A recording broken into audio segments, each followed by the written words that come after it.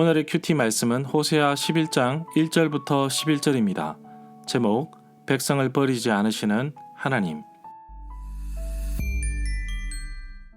먼저 앞뒤 문맥을 살펴보겠습니다. 호세아의 아내 고멜이 호세아를 떠나간 것처럼 이스라엘이 여호와 하나님을 떠나 우상에게 가버렸습니다. 이스라엘은 하나님을 경외한다고 하면서도 동시에 우상을 섬기는 이중적인 혼합주의 모습을 보였는데, 이처럼 이스라엘의 죄악된 모습은 숨길 수가 없습니다.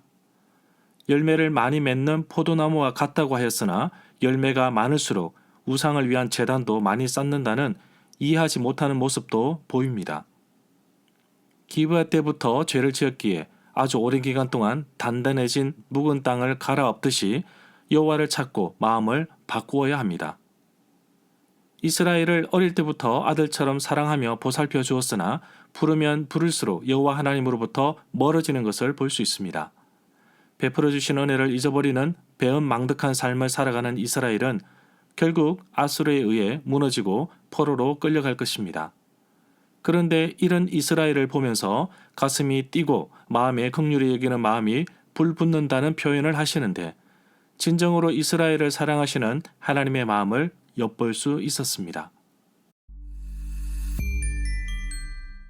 문단을 나눠보겠습니다.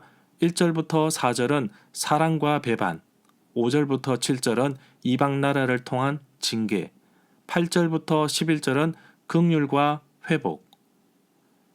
1절에 보면 이스라엘을 애굽에서 불러낸 이유는 바로 여호와께서 이스라엘을 사랑하셨기 때문입니다. 하나님께서는 여전히 이스라엘 백성들을 돌보시고 아끼고 사랑하고 계심을 또 다른 비유를 통하여 말하고 있습니다. 바로 아버지가 아들에게 하듯 이스라엘이 어렸을 때라고 표현하고 있습니다. 2절에 보면 그러나 이스라엘은 점점 이해하지 못하는 행동을 하게 됩니다. 선지자를 통하여 불렀으나 도리어 멀리하였고 그들을 애굽에서 이끌어내신 여호와보다 바알을 찾아 제사하는 모습을 보였습니다.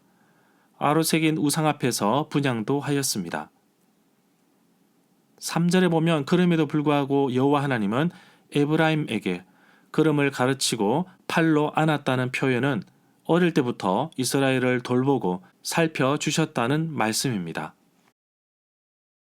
4절에 보면 여호와께서는 사람의 줄, 곧 사랑의 줄로 이스라엘 백성들을 이끌어 내셨습니다.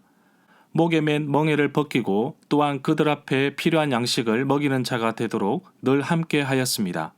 그럼에도 불구하고 이스라엘은 점점 하나님을 멀리하고 이방 신들을 숭배하는 이해하지 못하는 행동을 하게 됩니다. 5절에 보면 이스라엘이 애굽 땅으로 다시 돌아가고자 하였으나 되돌아가지 못하게 되었다고 합니다. 또한 내게 돌아오기를 싫어하는데 결국 아수르 사람이 그 임금이 될 것이라고 합니다.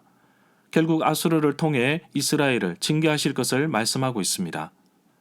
6절에 보면 칼이 이스라엘 성읍을 치며 빗장을 깨뜨려 없어지게 하는데 결국 잘못된 계략으로 인함입니다. 7절에 보면 이스라엘을 향하여 끝까지 내 백성이라고 표현하십니다. 그럼에도 불구하고 이스라엘 백성들은 끝내 물러간다 합니다. 비록 불러서 하나님께 돌아오게 할지라도 돌아오기 위해 일어나는 자가 하나도 없다는 안타까운 이야기를 합니다. 8절에 보면 끝까지 놓지 않으시고 끝까지 버리지 않겠다고 거듭 말씀하시는 분이 바로 하나님이십니다. 아드마와 스보임 같이 두지 않으시고 긍휼을 마음에 두겠다고 하십니다. 이스라엘이 잘못을 했습니다. 그럼에도 불구하고 여기에 언급된 이방 아드마와 스보임처럼 포기하지 않으신다고 말씀하십니다. 9절에 보면 돌이켜 맹렬한 진노를 이스라엘에게 보이지 않으며 멸하지 않겠다고 하십니다. 거룩하신 분이신 하나님께서 진노를 이스라엘에게 내리지 않게 하십니다. 8절부터 9절 두 구절에 보면 사람의 생각으로는 자기 백성을 위하여 하나님의 애쓰신 모든 것이 헛일이었습니다. 율법에 따르면 그처럼 반항하는 아들은 돌로 쳐 죽여야 했습니다. 이를 암시하는 것이 아드마와 스보임입니다. 아드마는 시틴 골짜기에 있는 성읍이며 소돔과 고모라와 스보임과 함께 평지 성읍 중의 하나입니다. 아드마 성읍은 다른 성읍과 연합하여 그돌라오멜을 대항하였습니다. 이때 아드마 왕은 신압이었는데 아드마 성읍 멸망의 언급은 특별히 나와 있지는 않지만 멸망에 대한 언급은 신명기 29장 23절에 나와 있습니다. 여기에서 아드마와 스보임의 운명을 사용하여 이스라엘 족속이 그 죄악에서 돌이키도록 경고하고 있습니다. 10절에 보면 그러므로 이스라엘이 사자처럼 소리를 내며 여호와를 따를 것이라 하십니다. 또한 자손들이 서쪽에서부터 떨면서 온다 하십니다.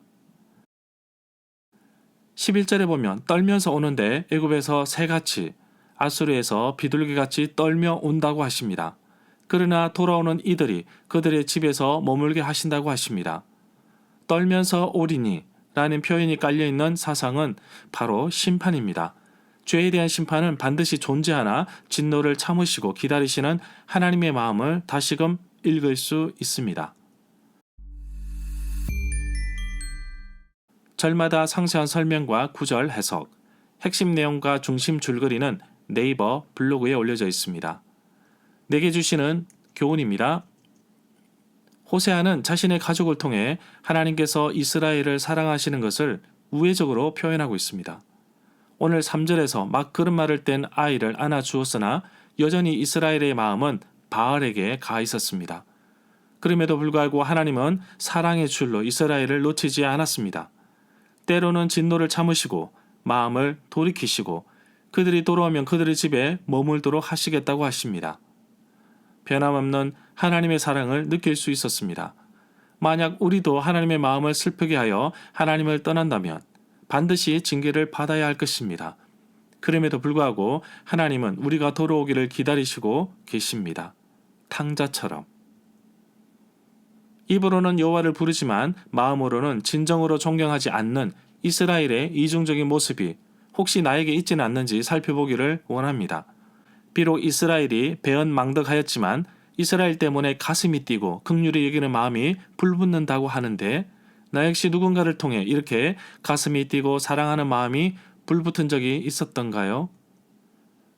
어쩌면 그 사람이 내가 복음을 전해야 할 태신자일 수도 있기에 오늘도 나를 사랑해 주시고 지켜주시는 하나님을 기억하며 한 걸음씩 나아갑니다. 끝까지 버리지 않으시고 사랑해 주신 하나님께 감사드리며 살아가는 하루가 되기를 간절히 소망합니다.